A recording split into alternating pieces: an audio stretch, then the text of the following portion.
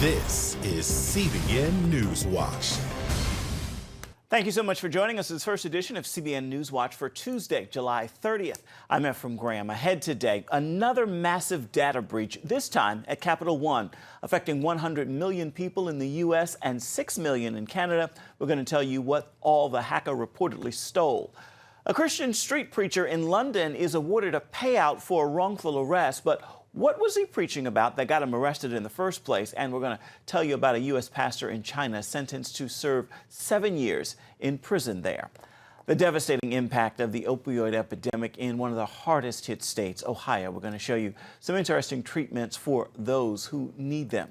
And an important archaeological find in Israel that dates all the way back to the book of Genesis and the time of Abraham. We've got those stories and so much more for you ahead in this edition of CBN NewsWatch. We want to begin, though, with that massive data breach at Capital One. A hacker gained access to personal information from more than 100 million of the bank's credit applications, and federal authorities arrested a suspect in the case. Paige Thompson was charged with a single count of computer fraud and abuse in U.S. District Court in Seattle. The bank said the hacker got information including credit scores and balances, plus the Social Security numbers of about 140,000 customers. Capital One will offer free credit monitoring services to customers who've been affected. The bank said it was unlikely the information was used for fraud, but it will continue to investigate. A Christian street preacher in the UK has been awarded a payout for his wrongful arrest earlier this year. Oli Elisanmi was paid $3,100 after being arrested and falsely accused of Islamophobia back in February. Video footage shows London's Metropolitan Police yanking a Bible from his hand and transporting him 5 miles away in order to stop him from preaching the gospel. He was arrested and approached by a police officer for, quote, breaching the peace. But Olu said he only wanted people to understand the word of God. An appeals court in China has ruled a North Carolina pastor will serve the remainder of a 7-year sentence in a Chinese prison. Pastor John Cao was arrested 2 years ago while carrying out a humanitarian mission to the people of China and neighboring Burma. According to the American Center for Law and Justice, he was convicted and sentenced by a Chinese court without any evidence. While in prison, Cao has lost more than 50 pounds and is experiencing several health issues. Now that his sentence has been upheld, he will be transferred to another prison, although it's unclear which one and for exactly how long.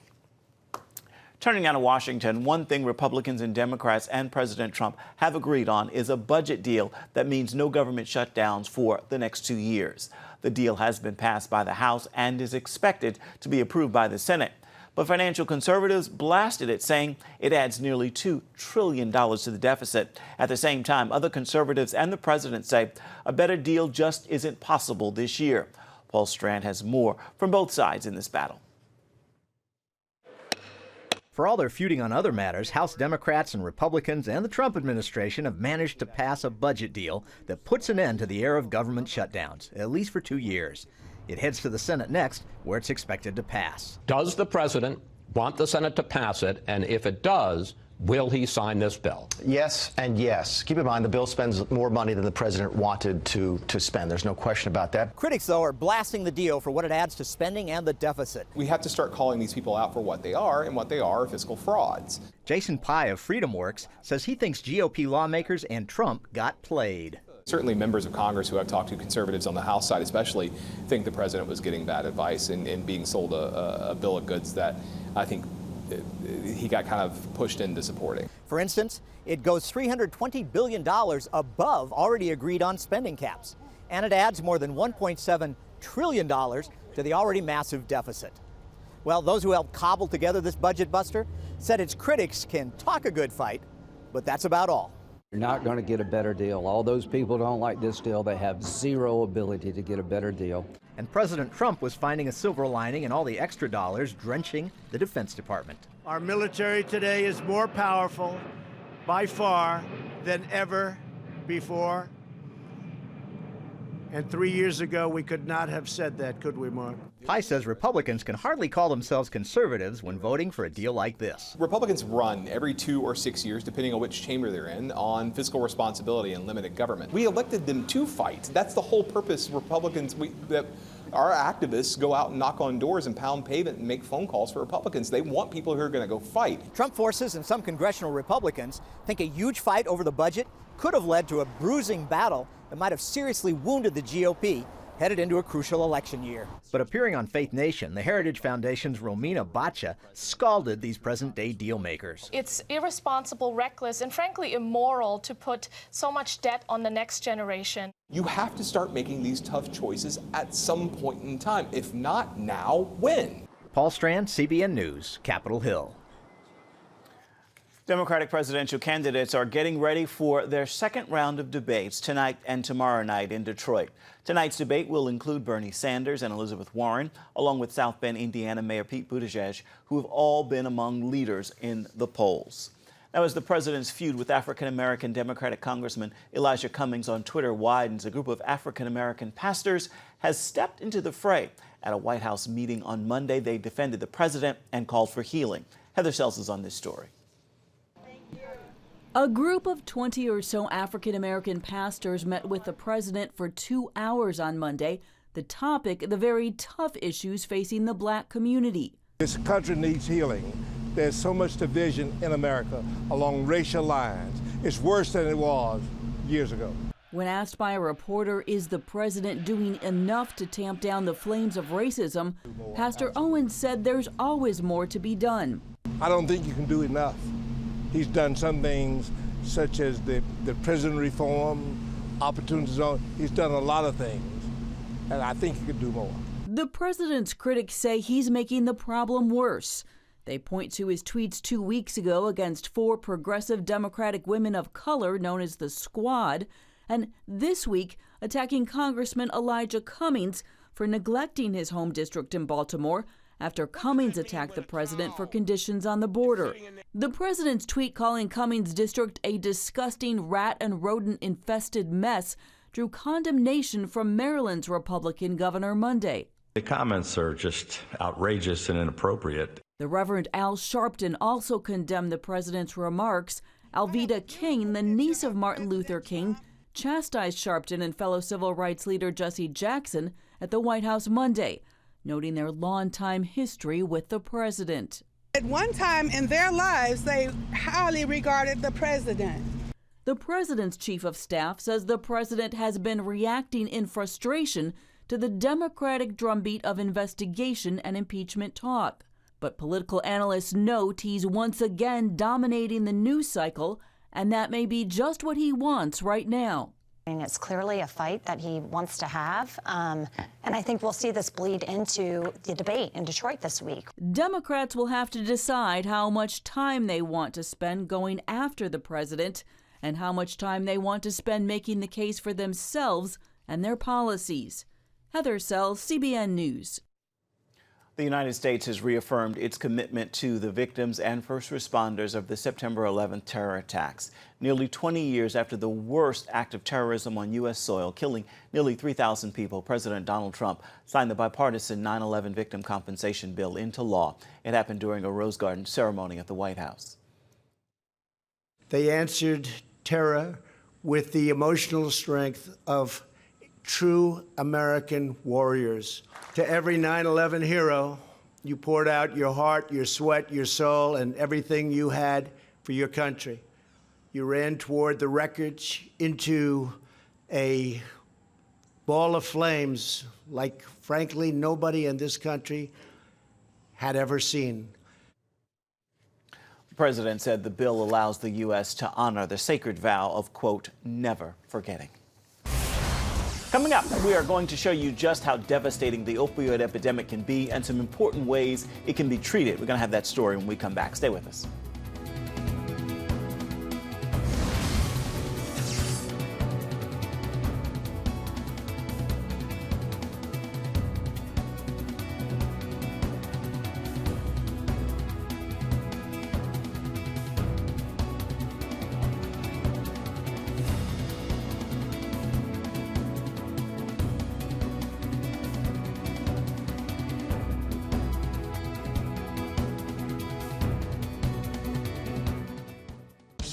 Introducing the CBN Bible from CBN.com. Now, an easier way to study the Bible and grow in your faith. Highlight your favorite verse. Read separate versions at a glance. Click and read a commentary. Or cross-reference your favorite verse using the Strong's Concordance.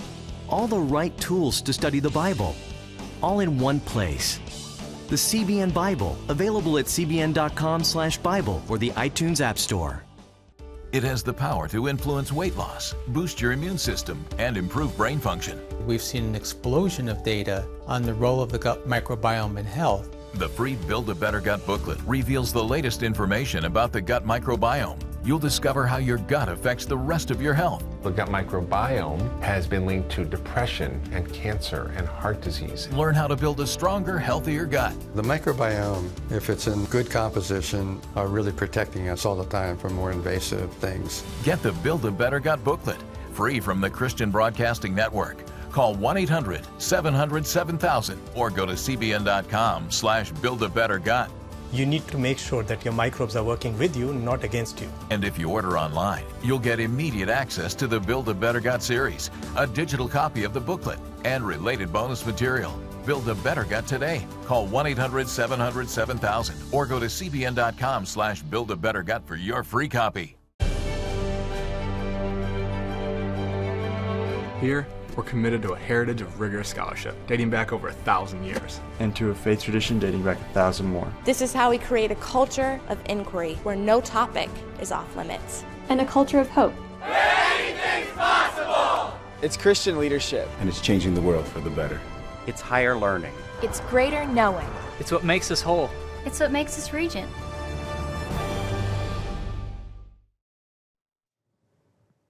Political news and analysis from Washington on Faith Nation, tonight at 6 Eastern, only on the CBN News Channel.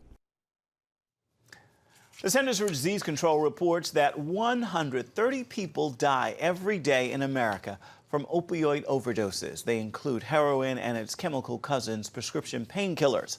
Lori Johnson shows us just how bad it is in Ohio, where about 5,000 people die every year from opioid overdoses.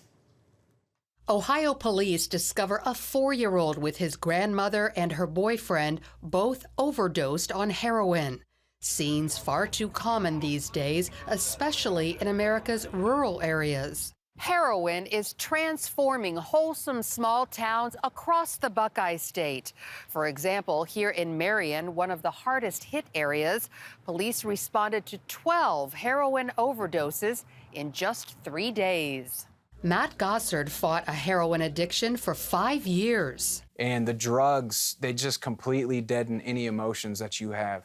I turned to crime. I turned to anything I had to do to get the drugs. I started selling drugs. Like 3/4 of all heroin addicts, Matt's descent started with prescription painkillers. Because it's almost the same thing, except for heroin's just stronger, and it's cheaper, and it's more available, which is the scary part.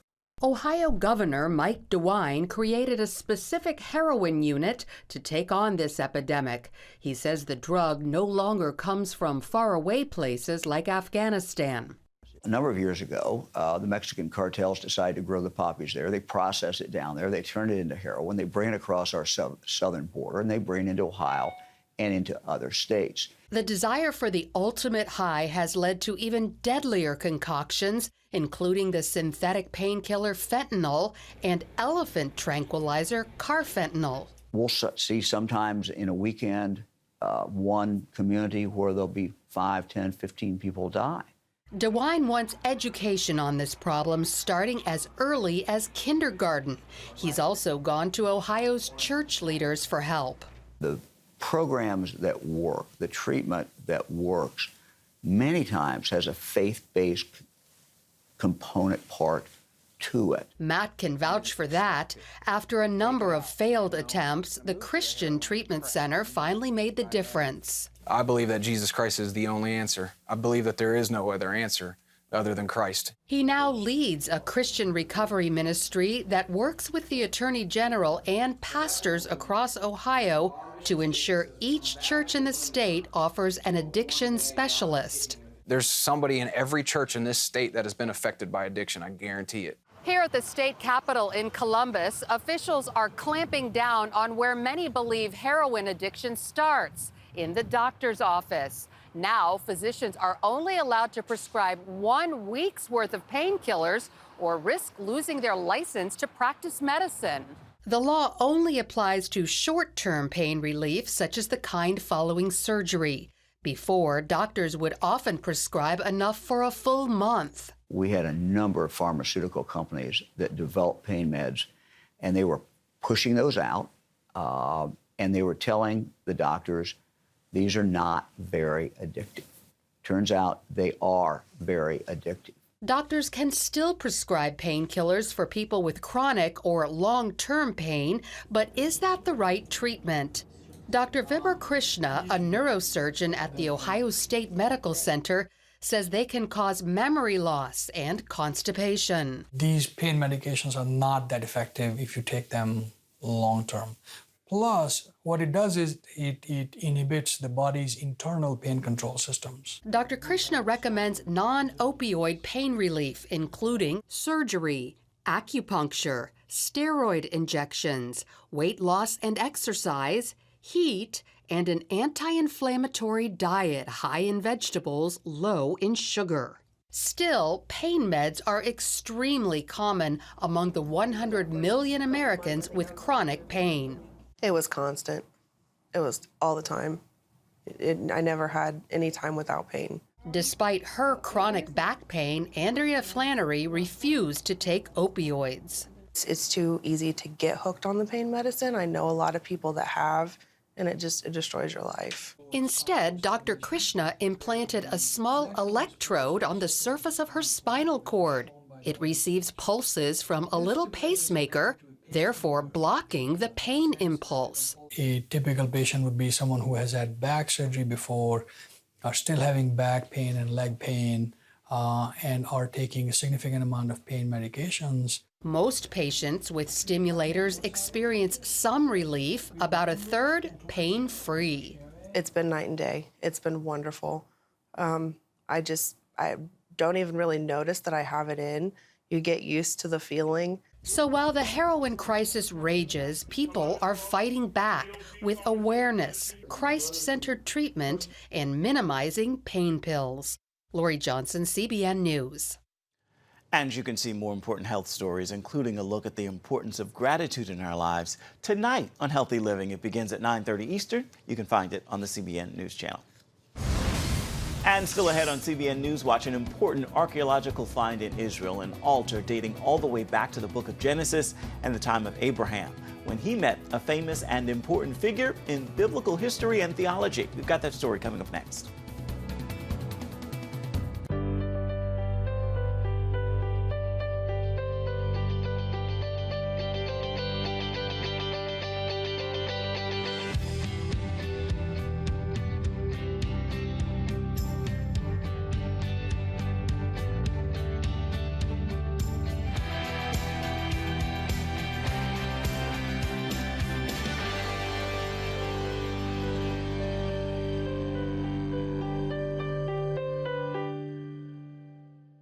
Wouldn't it be great if you could just hop on a plane and fly to a third world country and hand out food and medicine to the needy?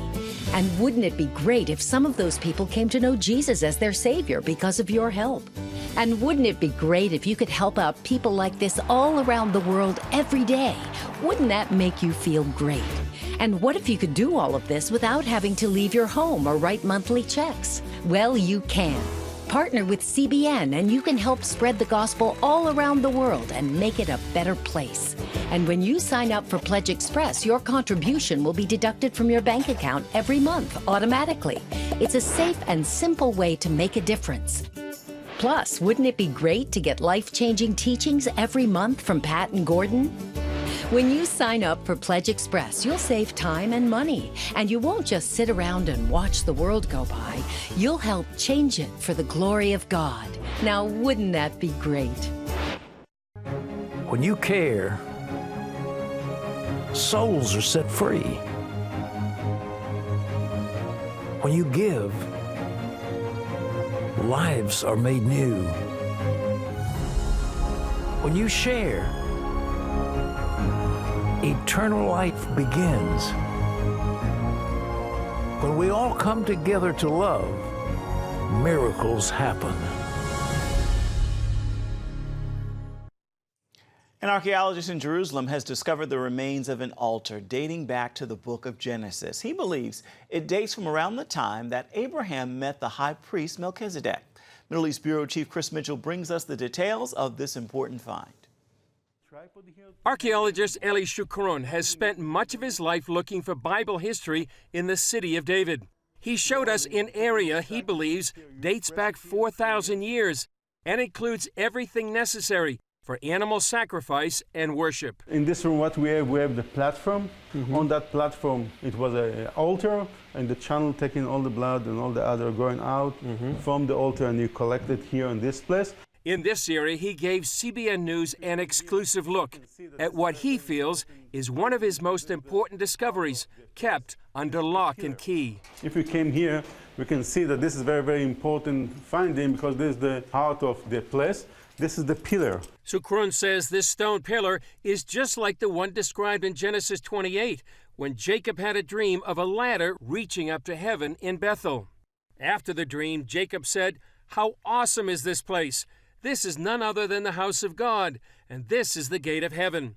Then Jacob rose early in the morning and took the stone that he had put at his head, set it up as a pillar, and poured oil on top of it. Shukron believes Melchizedek set this stone up in Jerusalem, just like Jacob did in Bethel. What I'm saying, worshiping God the same way like Jacob, or Jacob worshiping God the same way like Melchizedek. We are in a very, very important place. Go back to Melchizedek, go back to Abraham time. Understand which way these people worshiping God in the beginning. Shukron says it contrasts with ancient worship in other places. If you go in that time to other places in the world, in Egypt or in Mesopotamia, you can see the temples with golden idols and, I don't know, pillars. And here it's simple. The stone, animal, sacrifice. The stone is the house of God, not gold and diamond. Everything is simple. This is what God wants us to be simple. It's fantastic. For what? What reason? To connect it with God. Shukron says the combination of the altar for sacrifice, the blood channel, the olive press for anointing oil, place to tie up the sacrificial animals, where they divided the sacrifice, lead him to believe this was the place where Melchizedek met Abraham. Genesis 14 describes the meeting. Then Melchizedek, king of Salem, brought out bread and wine. He was the priest of God Most High. And he blessed him and said, "Blessed be Abram, of God Most High, possessor of heaven and earth. And blessed be God Most High, who has delivered your enemies into your hand." And he gave him a tithe of all. He blessed Abraham with bread and wine. And Abraham gave him a tithe. Why Abraham gave him a tithe? Because he was worshiping God. A tradition and way of life that continues some 4,000 years later. What are you doing today? The Jewish, the Christian, we're blessing the bread and wine. Different way, but blessing bread and wine. And we anointed. What all that started? Here in the city of David, in the temple of Melchizedek. This is the place. Shukron says this area was closed to make room for another place of worship. They filled it, they closed it. Why? Because no more worshiping area. Let's go focus to Mount Moriah, to the temple that Solomon built on Mount Moriah. Shukron sees this area as predating the temples of Solomon and Herod on the Temple Mount by hundreds of years. Chris Mitchell, CBN News, the City of David, Jerusalem. Coming up, a Muslim imam honored by the U.S. government as a hero for saving Christians during an Islamic terrorist attack. We're going to have that story coming up next. Stay with us. Prophecy thousands of years old. We were called to be a light to the world. Being fulfilled today. Discover how. Get to life. Call 1-800-700-7000. We consider it our duty to reach out and help others around the world. For a gift of $10 or more, you can own the acclaimed CBN documentary To Life. Just call 1-800-700-7000 or log on to CBN.com. to treat a human, no matter what he is, which religious he have, which color he is. This is what I'm doing. See how the people of Israel are fulfilling prophecy History is being written, and I want to be a part of it. by sharing their knowledge In Africa, in Asia, in South America, in East Europe. and their love. This is how we work. This is us. Get to life. Call 1-800-700-7000 or log on to CBN.com. Get Protect Your Sleep and discover how to improve the quality of your life. A free DVD or booklet from the Christian Broadcasting Network. If you're not a great sleeper, you can do things to make yourself a great sleeper. If you're already a pretty good sleeper, you can enhance your sleep and be even better. 5 leading experts help remove the obstacles between you and restorative sleep. When you don't get a restful night's sleep, you wake up with an accumulation of stress. Call 1-800-700-7000 or go to CBN.com to get your free DVD or booklet today. Everything you do better with a good night's sleep. You'll discover how food affects your sleep, how to put insomnia to rest, explore effective remedies for sleep apnea, and much more in Protect Your Sleep. Wake up to your best life and get Protect Your Sleep today. Call 1-800-700-7000 or go to CBN.com to get your free DVD or booklet. Check out the CBN News Daily Rundown podcast each weekday with me, Caitlin Burke. Click on the show tab at cbnnews.com where you can listen and subscribe.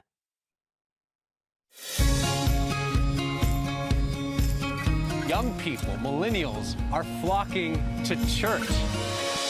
It's not an exaggeration to say that we love to meet them and that we love to know their stories.